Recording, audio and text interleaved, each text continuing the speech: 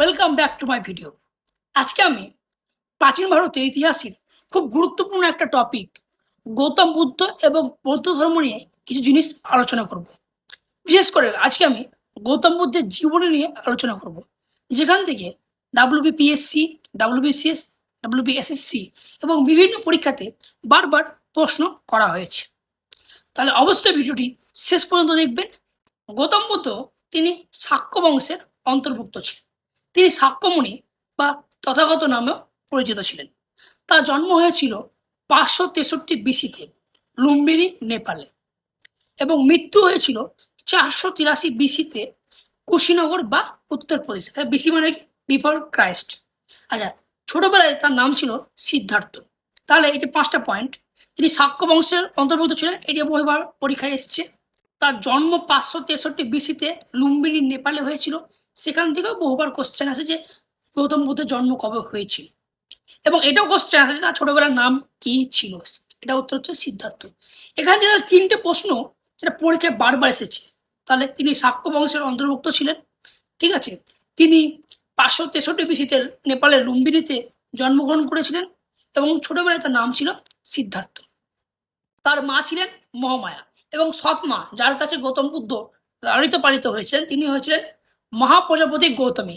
এখান থেকে গৌতম বুদ্ধের যে গৌতম নামটি এখান থেকে এসছে, গৌতমী থেকে এসছে গৌতম, ঠিক আছে। তাহলে তার সৎ মা ছিলেন মহাপ্রজাপতি গৌতমী। আচ্ছা, স্ত্রী হলেন যশোধারা, আর পুত্র হলেন রাহুল। গৌতম বুদ্ধ 29 বছর বয়সে গৃহত্যাগ করেছিলেন। তাহলে গৌতম বুদ্ধ কত বছর বয়সে গৃহত্যাগ করেছিলেন? উত্তর হচ্ছে 29 বছর বয়সে। প্রথম শিক্ষক ছিলেন কে? আলারা কালামা। এটা পরীক্ষায় আসে যে প্রথম শিক্ষক কে ছিলেন। তিনি ছিলেন আলারা কালামা, এবং দ্বিতীয় শিক্ষক ছিলেন উদরক রামপুত্র। তাহলে এখানটাও তার স্ত্রীর নাম, পুত্রের নাম, মায়ের নাম এবং সৎমায়ের নাম, এবং কত বছর বয়সে গৃহত্যাগ করেছিলেন, খুব ইম্পর্টেন্ট। প্রথম শিক্ষকটা খুবই ইম্পর্টেন্ট, আলারা কালামা। এটি বহুবার পরীক্ষায় এসছে। প্রথম ধর্মোপদেশ তিনি দিয়েছিলেন, বা ফার্স্ট সারমন, সারনাথ বারাণসীতে। খুব বহুবার পরীক্ষায় কোশ্চেনটি এসছে। তিনি প্রথম ধর্মোপদেশ কোথায় দিয়েছিলেন, বা ফার্স্ট সারমন যেটাকে বলছে, তিনি এটা দিয়েছিলেন সারনাথ বারাণসীতে। গৌতম বুদ্ধকে এশিয়ার আলো বলা হয়, ঠিক আছে। গৌতম বুদ্ধকে এশিয়ার আলো হিসেবে বিবেচনা করা হয়, এটি অত্যন্ত গুরুত্বপূর্ণ। গৌতম বুদ্ধকে এশিয়ার আলো বলা হয়।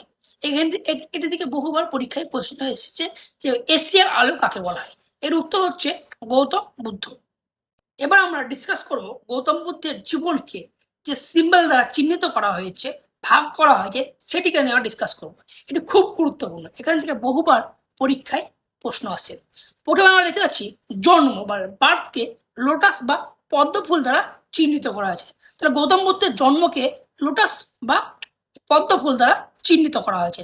তারপর আমরা দেখতে পাচ্ছি হর্সকে কিসের সঙ্গে চিহ্নিত করা হয়েছে? তিনি যে বাড়ি ছেড়ে গিয়েছিলেন, বা হাউস রিনাউন্সিয়েশন, যেটাকে বলছে মহাবিনিষ্কর্মা, ঠিক আছে, এটিকে হর্স বা ঘোড়া দ্বারা চিহ্নিত করা হয়েছে। তাহলে তার বাড়ি থেকে যে গৃহত্যাগ করা, সেটিকে হর্স দ্বারা চিহ্নিত করা হয়েছে। এবার হচ্ছে এনলাইটমেন্ট বা নির্বাণা, খুব ইম্পর্টেন্ট। এটা থেকে বহুবার পরীক্ষায় প্রশ্ন আসে যে তিনি এনলাইটমেন্ট বা নির্বাণাকে কিসের, কোন চিহ্ন দ্বারা চিহ্নিত করা হয়েছে। এর উত্তর হচ্ছে বোধি ট্রি। এটি কোথায় হয়েছিলেন তিনি? এটা তিনি লাভ করেছিলেন বোধগয়াতে, ঠিক আছে। তারপরে ফার্স্ট সারমন বা ধর্মচক্র প্রবর্তনা, ফার্স্ট সারমন বা ধর্মচক্র প্রবর্তনা, বাংলায় হচ্ছে ধর্মোপদেশ, তিনি কোথায় দিয়েছিলেন?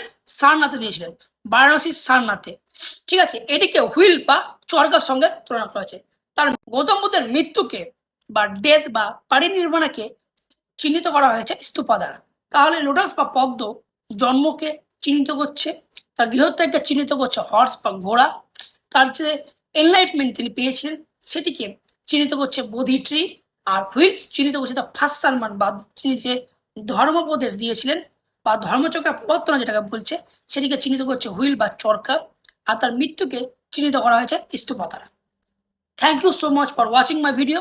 আশা করি এই ভিডিওটি দ্বারা আপনারা অনেক উপকৃত হবেন, এবং এই ভিডিও থেকে আশা করি পরীক্ষায় কোশ্চেন আসতে পারে। So thank you so much for watching my video. ভিডিওটা ভালো লাগলে অবশ্যই লাইক, ফলো এবং সাবস্ক্রাইব মাই চ্যানেল।